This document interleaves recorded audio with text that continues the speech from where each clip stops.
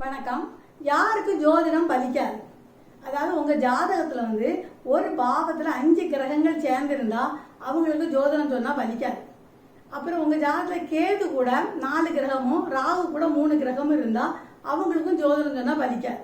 அப்புறம் நீங்க அமாவாசை திதியில பிறந்து அமாவாசை சூரியனும் சந்திரனும் சேர்ந்திருப்பாரா, அது கூட சனியும் சேர்ந்திருக்கான்னு வச்சுக்கோங்க.